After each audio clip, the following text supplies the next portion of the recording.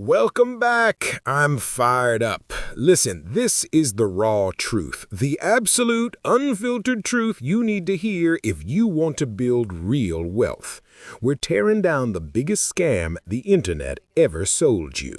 If you don't have $1 million, passive income is a scam. Don't even think about it. Whoa. Hold on. That statement, it blows my mind, but I hear it everywhere. People are obsessed. They message me daily. How do I make money while I sleep?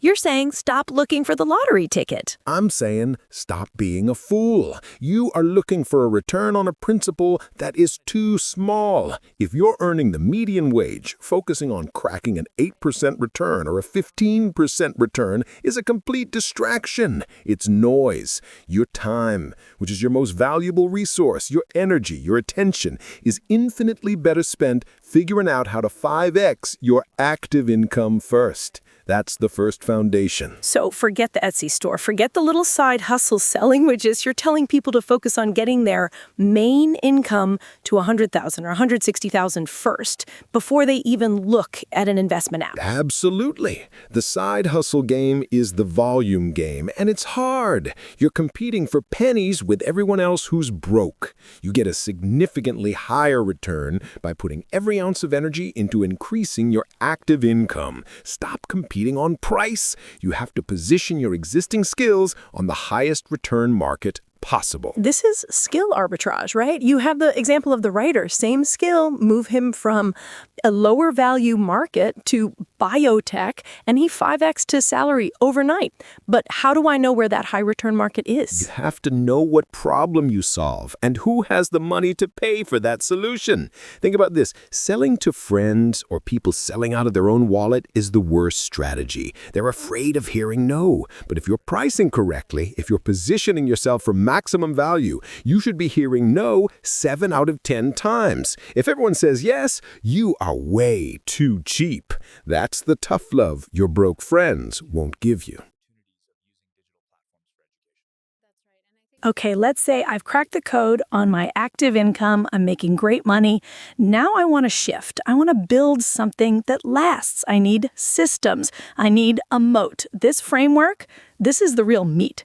What is the moat, and how does it protect the business? This is what separates the self-employed person, the one who bought themselves a job, from the entrepreneur, the CEO. The MOAT strategy comes straight out of private equity. It's how professionals assess if a business is investable or just busy work. Lay it out. What are the letters? M is from margin. Does the business actually make money? If your net margin, the profit in your pocket after all expenses, is running at 8.5%, you are circling the drain.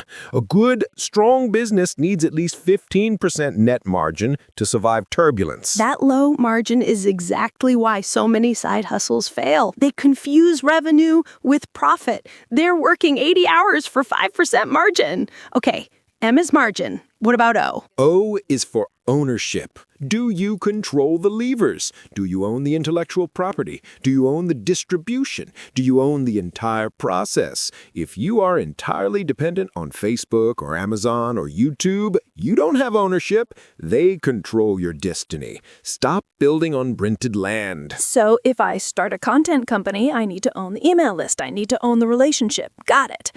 A. A is for advantage. What is your unfair advantage? What is the thing that the competition simply cannot copy quickly?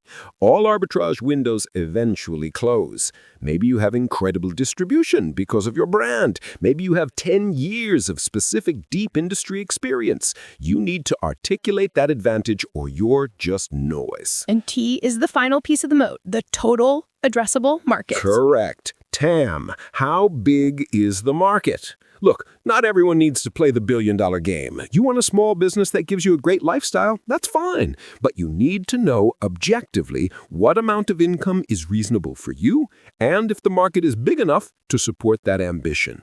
The data is available everywhere now. Go find it. This is powerful, but here's the twist. The inside that I think people miss. They focus entirely on the business model, the moat, the profit, but they ignore the internal moat, the mindset. It's not that simple, but you're right. Look, You can have the perfect business model, but if you don't have the discipline, you're done. This is the signal versus noise game. This is the Bezos rule. He doesn't make decisions after 1 p.m. because the noise gets too high. Exactly. Noise is everything that takes you off the critical path. Social media, doom scrolling, irrelevant meetings, family issues. It doesn't matter if it's good news or bad news. If it doesn't serve the 3 to 5 things you must get done today, it's noise. You need to be maniacal about 100% signal. The great entrepreneur, the great leader understands this judgment of prioritization. So the moat saves the business, but discipline saves the entrepreneur. But what about the person who just has a salary? They're not building a business yet. How do they apply this ruthless focus? They apply it to their personal finances. Money is not a fixed resource. It's a tool. You need discipline to use the tool correctly. Forget the complex investments. Focus on the 65-20-15 rules. Okay, the 65-20-15 rule. Quickly, what is that? Simple. It's a benchmark. 65% of your take-home pay goes to core living expenses. Rent, car, utilities. The 20% goes to the fun stuff, the Glastonbury tickets, the coffee, the clothes, the stuff that keeps you happy today. That final 15%, that is your future you. That's savings, investments, and paying down bad debt. That is you planting a seed for tomorrow's financial freedom. The wealthy are doing the little things that compound into huge results over decades. If you commit to that 15% now, that's how you unlock compounding growth. If you're consistent, if you stick to the habit, you remove the emotion, the fear, the panic. Emotion is the killer of wealth. I remember reading that the best performing brokerage accounts in the U.S. are dead people because they do nothing. It's true. They outperformed the rest because they didn't panic and sell everything when the market dropped 70%. Discipline is the only thing you control. I'm going to shift gears because this is the other high leverage move I know you believe in.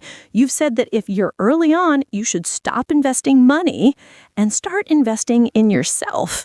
What does that mean practically? How do I invest in myself to increase my income by $100,000 in the next year? You need to acquire high-value skills that are difficult to automate and in high demand. Right now, that's clearly AI knowledge. You go to the platforms, you find the courses, you read the top 10 books on AI, you could probably be in the top 1% of prompt engineers just by reading the instruction manual. That is knowledge arbitrage, and you can sell that to businesses who are terrified and clueless. No, I ask ChatGPT what skills I need to earn more, and then I go do it. That confidence, that skill acquisition. It's the greatest drug on the planet. You get competent, you get that confidence, and you realize that all those people you thought were special, who were earning more than you, they just learned the process. That's the power of learning and adapting in this supersonic tsunami of change. You are going to live longer, people. You need to get comfortable with learning new skills constantly. That's the key takeaway right there, the skill of learning. Look, the path to financial freedom isn't some secret hack. It's not passive income when you're starting out. It is sacrificing more or wanting less. Stop looking for the secret potion. Increase your income, apply the MOAT framework to the businesses you build or the skills you sell, and practice rootless financial discipline. It's hard, but it's the only way to be free. Don't wait. Execute. Powerful. Seriously, thank you for this unvarnished truth. We need it.